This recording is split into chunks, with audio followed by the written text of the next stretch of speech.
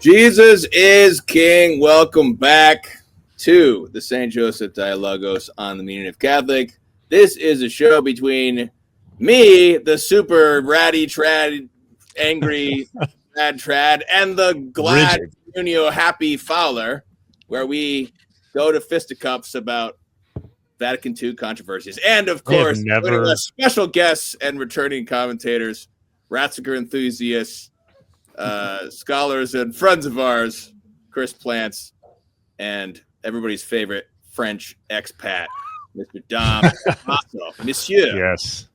Or frère. I don't know. Bienvenue. What's your title? How do you do that in French? But today we are talking about Jesus of Nazareth, Volume 3. That is this book. This is the first of the trilogy. As people may know, there's a trilogy of, I don't know, would you say, hey, Dominic, would you say this is Pope Benedict's most famous book, like kind of popularly speaking? Would you say this is his most famous text? What do you think? Yeah, I would say so. I think so. Okay. Yeah. Joseph Ratzinger, Father Joseph Ratzinger, was a blockbuster priest in the 60s and 70s. He was packing the lecture halls. Everybody wanted a piece of this awesome hotshot German. He was just making the scriptures come alive. His big bestseller was Introduction to Christianity way back then. But would you say that Jesus of Nazareth has surpassed, now that he's the Pope, I guess he's more famous than he was? It is the most popular 3 books. Yeah, the trilogy. Okay. People usually who don't read him know about these. Yeah. Okay, cool. Yeah, I mean, I'm sure it's many Protestants. I know there's one book that's like Protestant appreciation for Pope Benedict. Yeah. And they're like, oh, Catholics actually like scripture. We didn't know that, says Protestants. Actually, it's our book, Protestants. And then so there's volume 2. This is a weird chronology because he wrote the first one chronologically actually last. So this is called volume 3, even though it should really be called volume 1, chronologically speaking, because this is all about the infancy narratives. We are celebrating Christmas, y'all. Today is the Friday within the octave of Epiphany, if you're keeping count, because you're a rad trad pre-55 like myself. And as the token trad around here, I have to my obligatory critical comments of this crypto neo-modernist Joseph Ratzinger will be presented here. So stay tuned for my vicious critique of Joseph Ratzinger coming up soon. But first, let's talk about what is very important, which is the plight of our brethren. As St. Paul says, we rejoice with those who rejoice and we weep with those who weep. If one member suffers, we all suffer. And there are our brethren who are in the City of the Angels. The City of the Angels, I believe the original, if I don't recall, it was Los Angeles was founded by Franciscans, and it was Mary of the Angels, I think. I don't recall, but it's a Catholic city, y'all, because it has a Catholic name, Los Angeles. Chris Plants, tell us about what's going on in LA. How can we support the brethren suffering in the City of Angels? Yeah, thanks so much, Timothy. Can you guys hear me? Yep. Good? Yep. Thanks so much for having me again. I love this. This is one of my favorite things to do, which is to get together with you guys and talk theology. So everybody knows the fires are raging here in Los Angeles currently. And there was the Palisades fire which is where all the Hollywood sort of wealthy people live for the most part. And then you have the Pasadena fire called the Eaton fire because the Eaton Canyon. And the yep, so right there. And this blue dot is where Chris is right now. Yeah. So we're surrounded by him right now. And then that Eaton fire. So my community, my school is right where that blue dot is, right where I work. And so our community actually originated the school originated there in Pasadena. So many of our families, most of our families actually live in Pasadena, Altadena, right where that is. It's a huge Catholic spot, a lot of Catholics out there.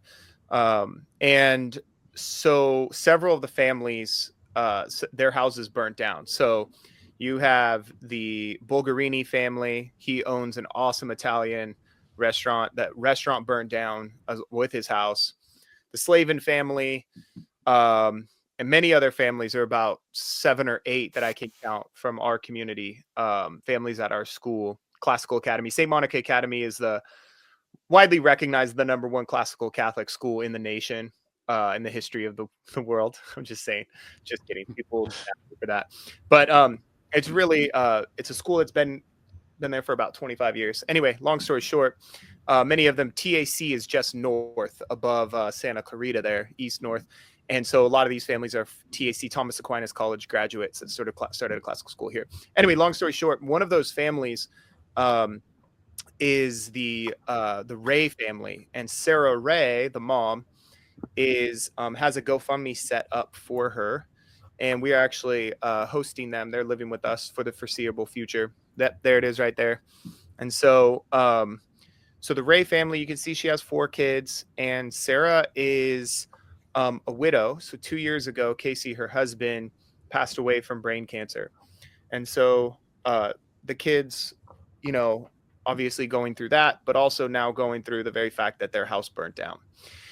So this GoFundMe was set up for them. So if anybody out there could at least pray for them, but if you can support them financially, they really, really will need the help. There's a huge Catholic, community out here already supporting them, but really they need a lot more help from our brothers and sisters across the country. So if you guys would be so willing, just go to Sarah's GoFundMe and just support them financially. And there are others as well, which I can link to on my channel, which I will link to. I'll probably do a show on my channel just going over all the different GoFundMes for them. But yeah, so if you could support Sarah, that'd be great. So thank you so much. Yeah, please click the link below. When there's natural disasters like this, I used to work in insurance, and it's more than even the insurance companies can do, because it becomes a huge catastrophe, and it's so intense. And people, even with insurance, people lose their homes. They're without their home for weeks, months, and imagine now facing that as a widow. And you're already in a situation where you're trying to play catch up with your kids after 2 years, and with the sorrow in your heart. So just please donate. Everyone listening to this, if you have YouTube, you can afford $5. You can afford $10. You can afford $15. Why not make it hurt a little bit and do 50? You can do it. Everybody watching this is in the first world, but right now this family has got third world problems that people don't have to deal with. Most of us in the first world, we don't have to deal with these problems, but this family does. So please donate something to this family, show them the love of Christ, and we can do something for them. So please donate. So let's discuss something very happy, which is the infancy narratives of Jesus Christ. Always a time of great hope in this season of darkness in the Northern Hemisphere. Shout out to our Aussie brethren, where it's summertime right now for Christmas. One of our guild members is he's a Vietnamese brother, lives in Aussie land. I can't imagine what it's like. It's like, talk about a green Christmas. Green Christmas always depresses me in Michigan, because I'm always like, I'm dreaming of a white Christmas, literally. But I can't imagine what it's like in the Aussie land. But shout out to y'all. But infancy narratives. let's jump into this. First of all, please support us. Each of us is offering this all to our patrons. You chip in something. If you want all the spicy critiques of Joseph Ratzinger, you have to become a Meaning of Catholic Guild member. Or any other guild member. We got Canon 211, Del Maso's, Patreon. And Chris, you're doing a Summa class. What's your Summa class in the summer, right? Can people get into that? Yes, they can. So we're trying to limit it to 20 people. Right now we have about, I would say maybe 5 to 10 that are in it. But right now I'm kind of actually opening it up for people that are just patron members for free, just members of the site. And then just limiting it at 20 because it's a seminar. So it's not me lecturing. We're actually reading the text of St. Thomas de Summa. We're going through the first part of the second part. And we are just working through 3 articles at a time. And we're actually probably just going to go through it until we're done, which might be like 4 or 5 years from now. That's sweet. So we meet on Wednesdays, but we're probably going to swap it out because I'm also doing a Bible study on Sundays. We might just get together for an hour on Sundays, and just talk about St. Thomas de Summa for a little bit. But yeah, we're doing that. That's what I got going. Cool. Awesome. Thanks, Chris. Well, Dalmaso, why don't I go to you because you're the most Ratzigerian expert among us, I think. Can you just introduce, maybe you could tell the audience, readers, especially the trad viewership, who might not be as excited about Ratzinger as we are, why should everyone read the Jesus of Nazareth trilogy? What do you think? Should everyone read this? What do you think? What are your thoughts? Yeah, I think everyone should read it for several reasons. It's this trilogy is one of those. It's one of those books, all 3 of them, where every time I come back to them, I've read them about 3 times, but I sometimes come back to them to read parts of it, and every single time I come back, it's like a whole new book. Because in between my visits to his trilogy, I've been reading other things. And you can tell a text is full of wisdom and deep and meaningful if it keeps on giving every time you return to it, right? And so I remember the very first time I read all 3 books, I loved it. I appreciated it. It was great. But I was kind of asking myself, what's the big deal, right? And I knew, in theology, you got to try to be humble and learn from people who know more than you. And so I told myself, all right, Dom, try to be humble. Maybe there's something here missing. And so, I came back to them after reading other things, and indeed there was more and more and more, and there kept being more. And so this one right here is the third, as you said, that was written. But he describes it not as a third in the trilogy, but as an antechamber to the other 2, he calls it. And that's because the other 2 are all about who is Jesus Christ. And this one here is kind of like, where is he from? And understanding where he's from will give us a hint as to who he is. And all of the things talked about in the other 2 bigger volumes are all brought up in a foreshadowing way, in a kind of hint.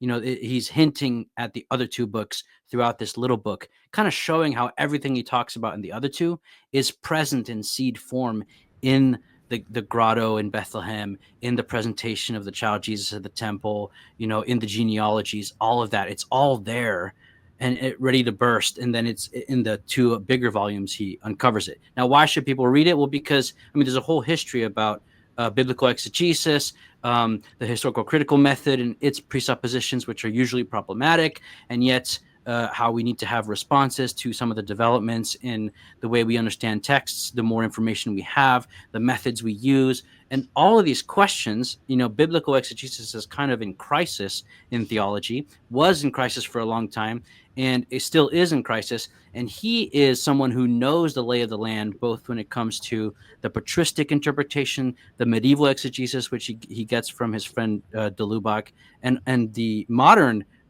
scholarship on this area, especially in Germany, which was a hub of this stuff. He knows the lay of the land in all of these areas, and he's a first-class fundamental and systematic theologian, dogmatic theologian. And so he brings all this to bear on this topic of the Gospels and what they mean in their context. You don't get that in a lot of other places. that's why you should read this, you know? So that's kind of what I'd say on Yeah, that. that's a great showing the greatness of Joseph Ratzinger. What makes him so unique is that he's a good German. There's those good, it's like good Jesuits. Like those good Jesuits are pretty awesome. When they're good, Yeah. they're good. When they're good, like Ludwig got good Germans, they are good, you know. Now, what would you say? I just have one question for you, Damaso, and I want to just like open it up, Fowler, plans, whatever you want to note about this text. I've heard it said by one critical commentator about Benedict was that what's kind of interesting and a little bit unique is that Pope Benedict, as Pope, wrote this massive trilogy, but did it really as Joseph Ratzinger. So these texts are not magisterial texts, just magisterially speaking. They are private theologian texts, but they were released while he was Pope Benedict. So the marketers do a terrible job for Catholics by putting Pope Benedict. They should just say Joseph Ratzinger because it wasn't issued as the Pope. It was issued as Joseph Ratzinger. Yeah. So Catholics are free to disagree, not free in the sense of like, it's just a blog article, but it's not a magisterial text, is what I'm saying. Now, but some people have criticized and said, well, why wasn't he dealing more with sex abuse or dealing more with that or doing more Pope? Why was he sitting down at his desk and writing this massive thing as if he were Father Joseph Ratzinger, you know, teaching in Munich? Some people have criticized him for that. What are your thoughts on that? Yeah, well, so all popes have a lot of work, right? And all popes, without exception, they do something on the side to unwind from work. Pope Francis does the same thing, right? And Ratzinger is the kind of guy, and his secretary says this in the book that his secretary wrote about his time with the Pope. The way that Pope Benedict unwinds is by writing theology. Right? That's when he calms down, recollects himself, because his theology is also a time of prayer, right? And also he sees his theology as a service to the church that because precisely it's not involved with all of these immediate administrative issues, has a more long-term impact for the good of the church, right? So long story short is that when Pope Benedict sat down at Castel Gandolfo to write these volumes, he was doing it on his vacation time. It was how he unwound, right? Just like all the other popes do the same thing. So it wasn't taken away from his duties. It was actually reinvigorating him so he could do his duties as the successor of Peter. So that's an important aspect. And I can tell you, the quality and the importance of these three books is going to be a massive service to the church moving forward. It doesn't have all the answers, but it gives us a whole bunch of guiding stars, pun intended, based on this volume, right? So that's what I would say about that. That's hilarious. I don't know if Karol Wojtyła went skiing and camping while he was Pope, but he certainly liked to unwind. Like I like to unwind, which is camping in the beautiful Michigan forest. But as Joseph Ratzinger is like, I think I'll just read a big theological tome just to like relax. John Paul II definitely went skiing when he was Pope to unwind. Oh, did he do it when he was Pope? Okay. Well, Fowler and Plants, any thoughts on this text? Let's get into the actual meat of what is contained in Volume 3. So, all right. So one of the things that's kind of stood out to me, you can find it on pages 58 to 61.